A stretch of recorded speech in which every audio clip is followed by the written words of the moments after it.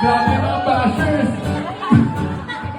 Di na ikilang ulit na lang kita.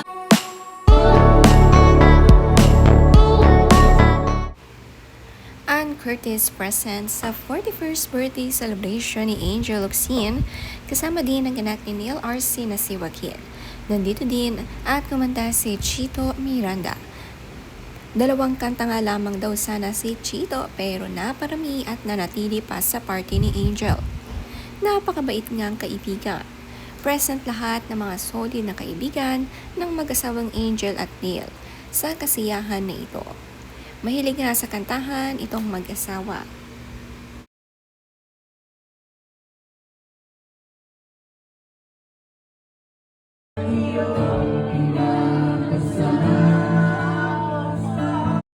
Na-enjoy kumanta ni Chito na kasabay nga si Ann Curtis. Tawang-tawa si Ann sa sinabi ni Chito na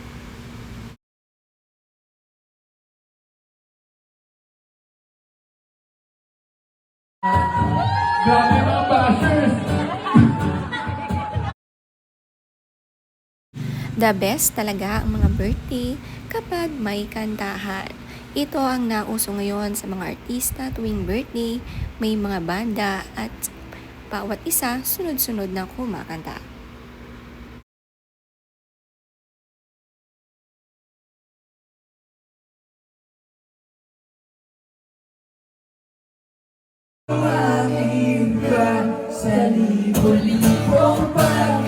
Tinawag nga na parokya ni Ann at sobrang hilig talaga ni Ann sa pagkanta. Kahit sintonado ay na-enjoy niya ito pati mga nakikinig masaya sa kanta ni Ann Curtis.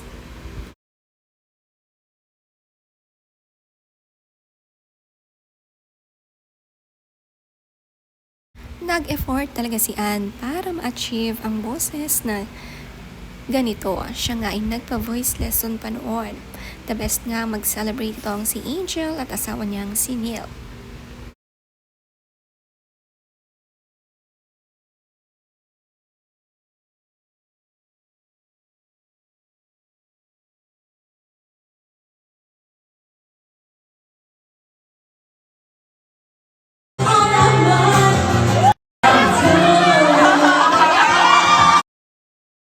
Tawang-tawa nga itong si Chito sa kanta ni Ann Curtis at sinabing ang daming basher ng concert nila.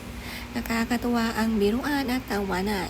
Mas masaya ang mga party kapag ganito.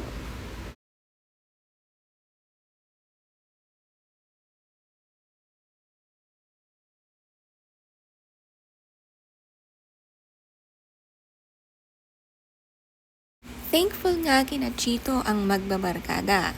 Sabi ni Bubbles Paraiso, Chito was supposed to sing 2 songs then go home. He ended up taking over the mic and stayed. So fun.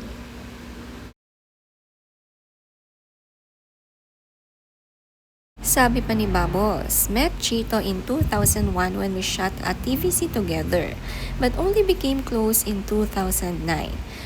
All the memories we share. But no matter how long we have been friends, I always turn into a fangirl when he performs. Neri was amused by all of us. Sorry, Neri.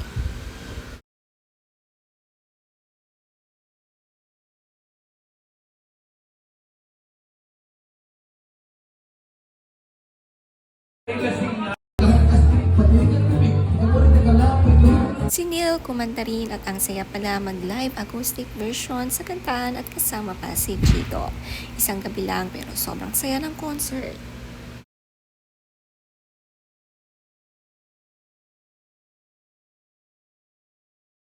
Marami ngang nakakamiss kay Angel Locsin at matagal nang hindi nakikita sa publiko. Mas gusto nga niya ang tahimik na buhay ngayon na malayo sa social media at hindi rin siya pala post. Ang kaibigan niyang si Dimples Romana may message sa kanya ngayong birthday niya. From running with wolves to cooking in Korea to riding horses in Australia and exploring the outback through sunshine and rain in Milan, sa bawat baha, sakuna, crisis man at sa kahit saan pa, sa bawat oras to everything here and there, lagi lang akong kasama mo Mars, Angel 18 years of friendship. To the most genuine and generous heart of hearts, love you, happy birthday, my Laika, Trixie. Love you lagi, see you later.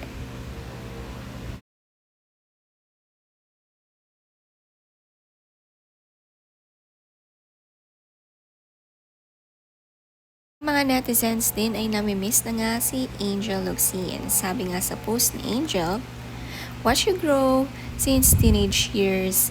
Always proud to see or watch your movies, dramas, and achievements. Sobrang ganda mo, sobrang galing mong umarte. Sana when the time and project is right, we can see you again. Sabi pa dito, talagang humanga nga kay Angel Locsin. Yan ang isang kapamilya na marunong tumingin ng utang na loob. Kahit anong malaking talent fee ang ino-offer ng iba, hindi siya magpapadaig sa kanyang panindigan na kahit kailan hindi niya iiwanan ng isang tahanan na buong pusong kumupkop sa kanya. Yan si Angel Locsin ang nararapat pumarisan sana ng iba. Puso at utang na loob ay iralin, hindi kay laki ng talent fee at mukha ng pera. Dahil ang totoong tunay na kapamilya walang iwanan at kapamilya forever. Nakakamiss naman talaga ang nag-iisang Angel Locsin, kaya naman marami ang gustong at nag-iintay ng kanyang comeback.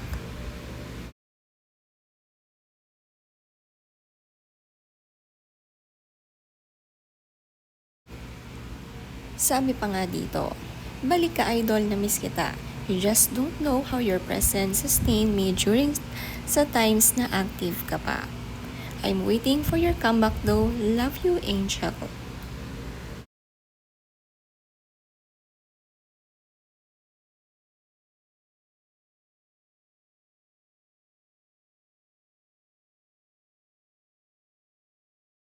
Buong gabing kantahan, tawanan, chikahan, ang party ni Angel Locsin at si Ann Curtis, todo kanta talaga.